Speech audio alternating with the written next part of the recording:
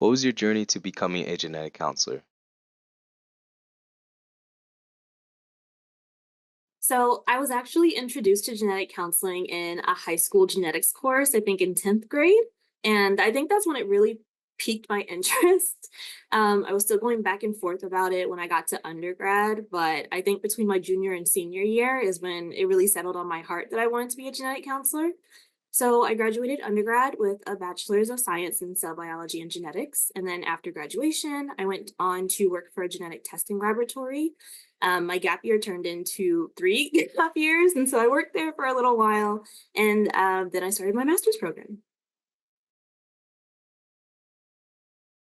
How did you choose your genetic counseling specialty? Initially, I was going back and forth between prenatal and cardiogenetics, and now, of course, I'm pediatric genetics.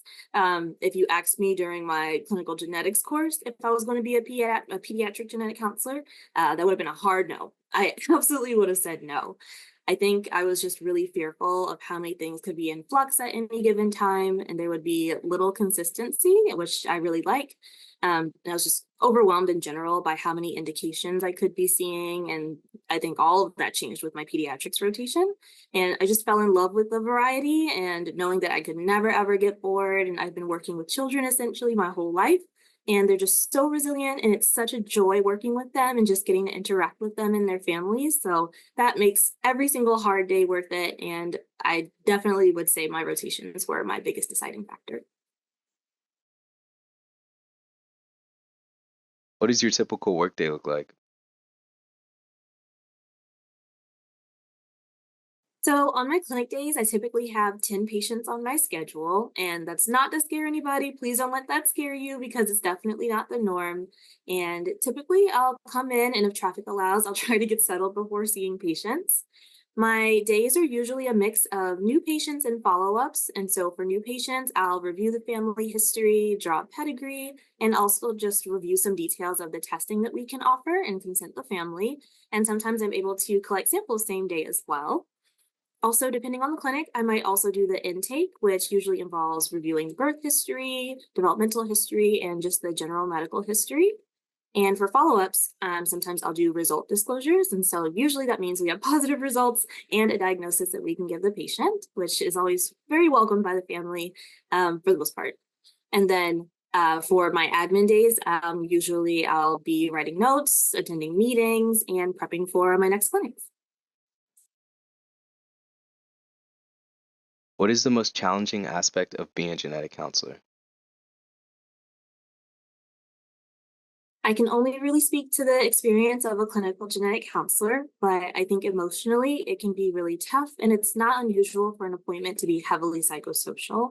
There are a lot of strong feelings around these visits for both our patients and their families, and it's a huge range of things that they might be feeling, from things like stress and hopelessness and fear to maybe some more positive feelings like maybe hopefulness, but it does cover the full range.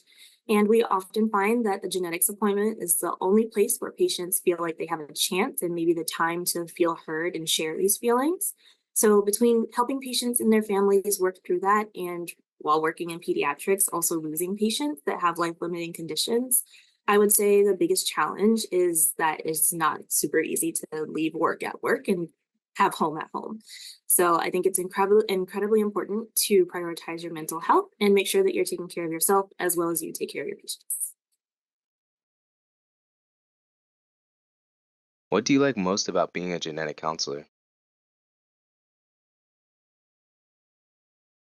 So genetics has always had my heart, and the science is very interesting.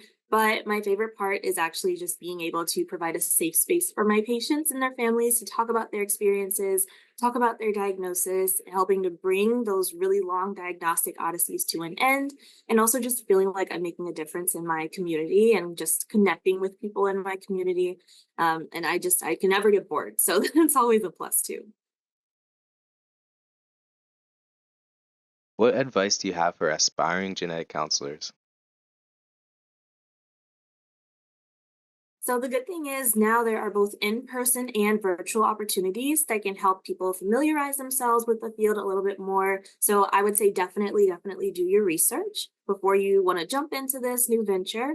But it's an amazing field to be in with a variety of career opportunities. So if you don't want to be clinical, it's totally fine. Don't let that scare you. There are plenty of other opportunities that you can do and you can be and you can participate in. Don't get discouraged if you don't get admitted the first time you apply. That is a totally normal experience. And just be honest in your applications, just be yourself during your interviews, and you'll always end up in the right place.